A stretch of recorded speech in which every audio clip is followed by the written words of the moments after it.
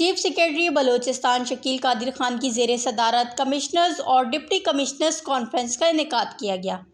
شکیل قادر خان نے شرکاء سے خطاب کرتے ہوئے کہا کہ صوبائی حکومت کی جانب سے عوام کی فلاح و بہبود کے لیے اٹھائے گئے اقدامات، بنیادی سہولیات کی فراہمی، نوجوانوں کو روزگار کی فراہمی کا جائزہ لیا گیا۔